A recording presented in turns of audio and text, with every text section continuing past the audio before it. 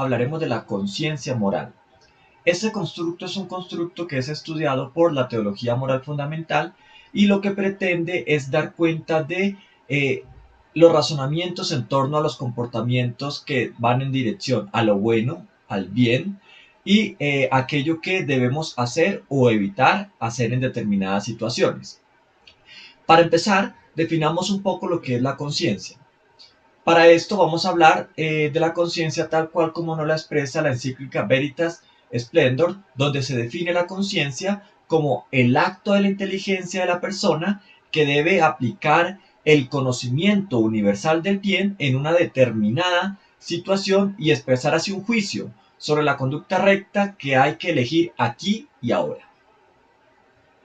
Siguiendo este concepto que nos da la Veritas Splendor, podemos decir o podemos tener en cuenta algunos elementos. Lo primero es un acto de la inteligencia.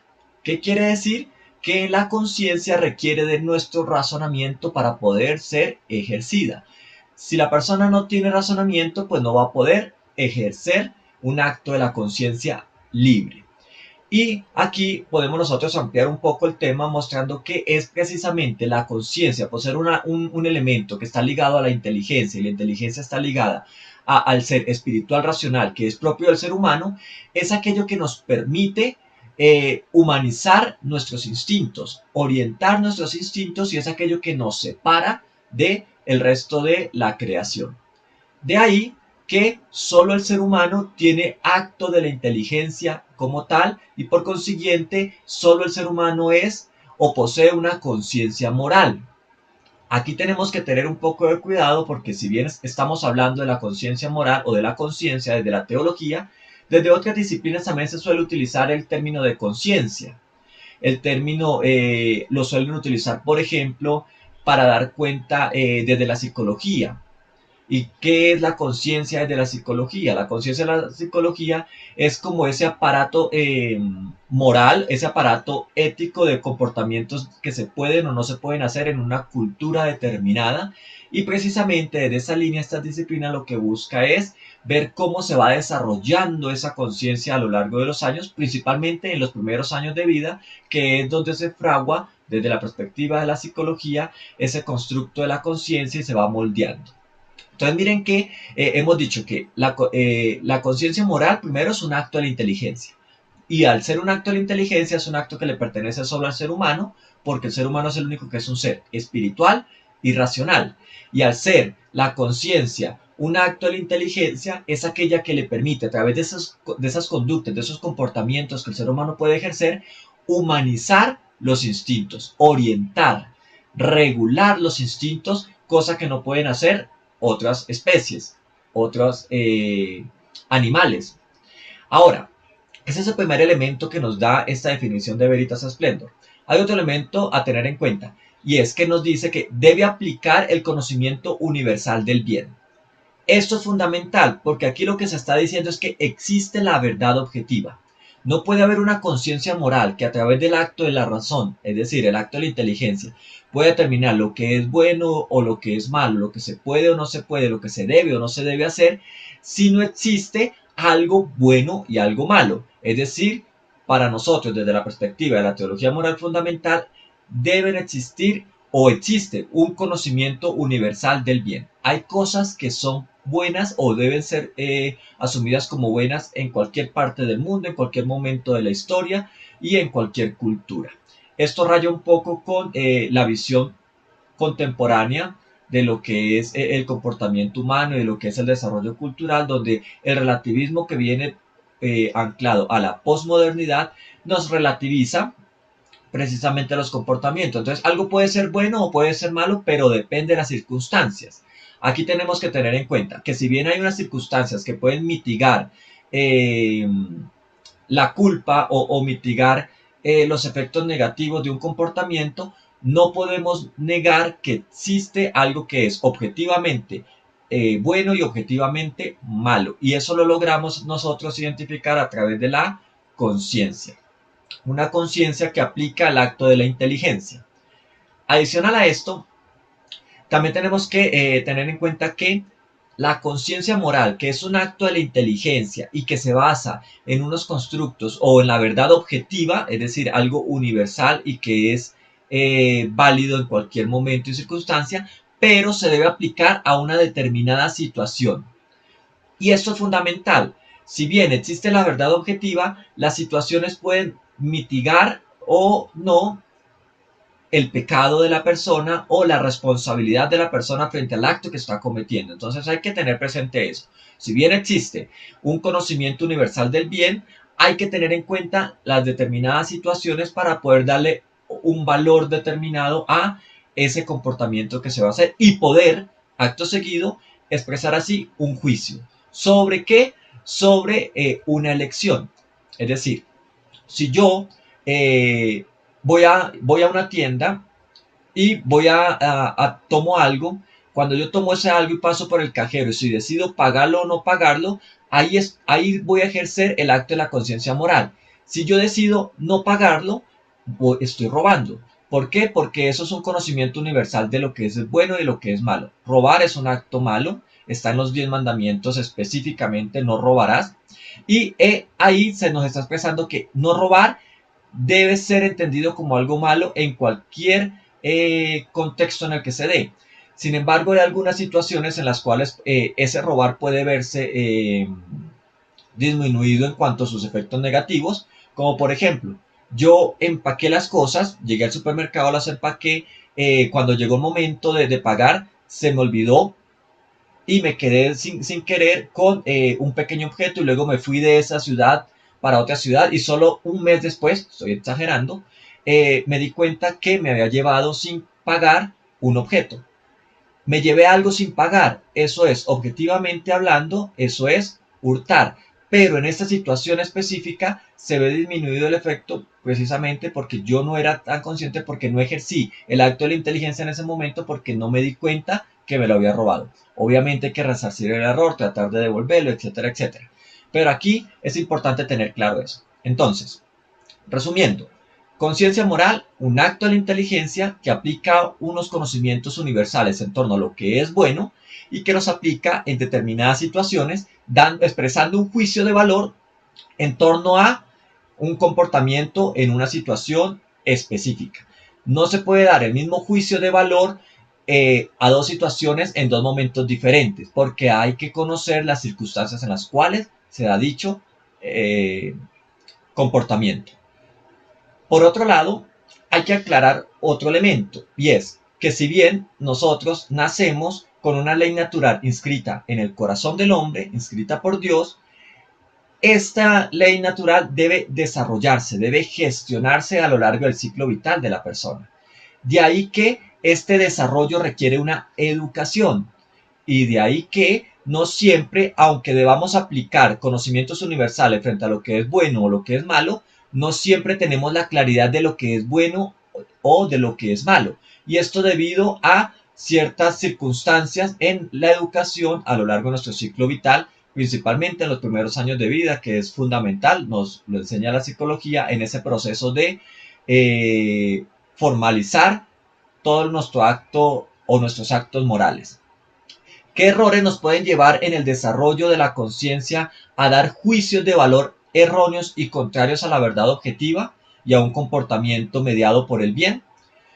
Pues bien, existen algunos errores como sería la ignorancia. A veces la conciencia moral se ve deformada por ignorancia cuando no sé que algo es contrario al bien propio o al bien común.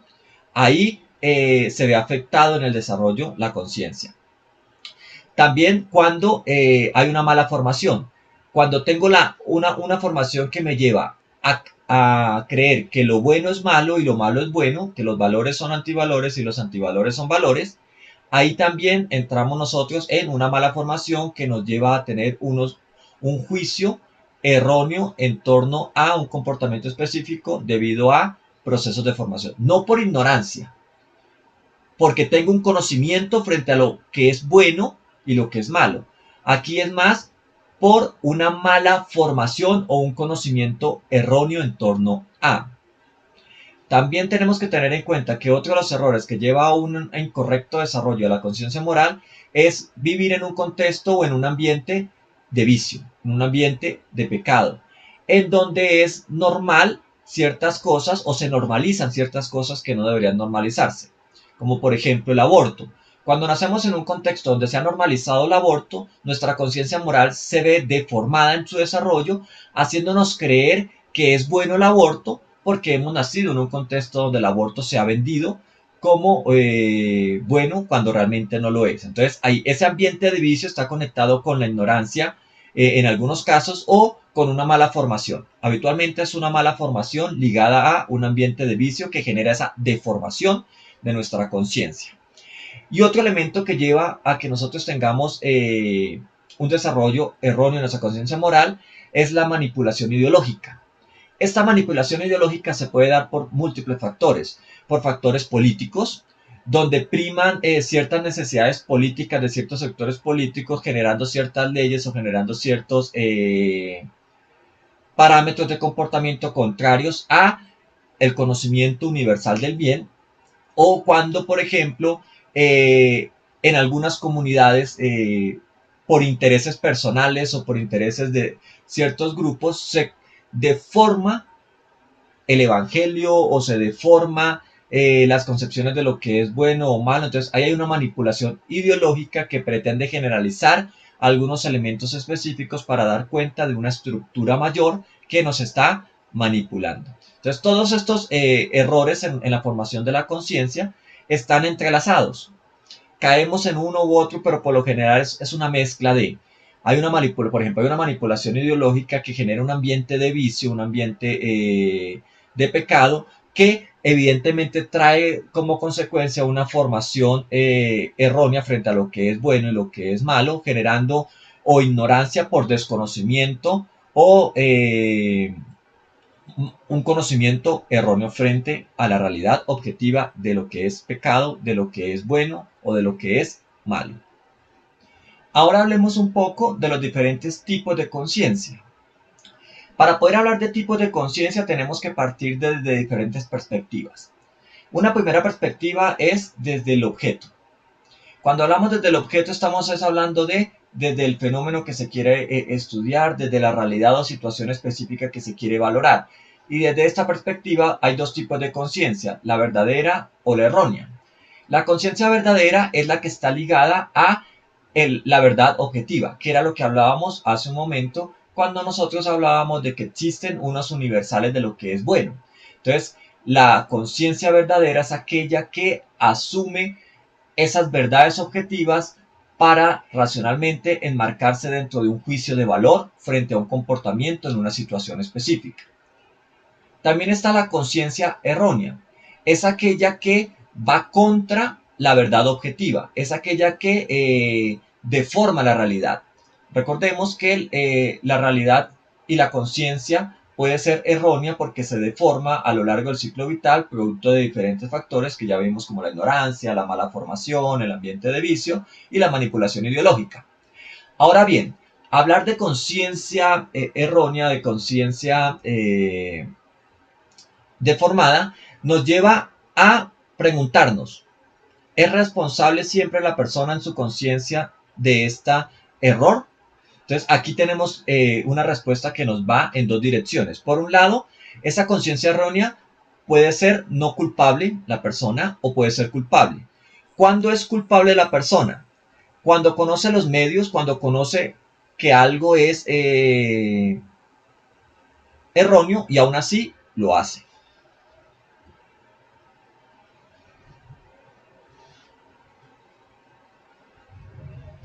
Por otro lado, puede no ser culpable cuando la persona desconoce objetivamente ese conocimiento verdadero objetivo en torno a lo que está haciendo es erróneo. Demos un par de ejemplos.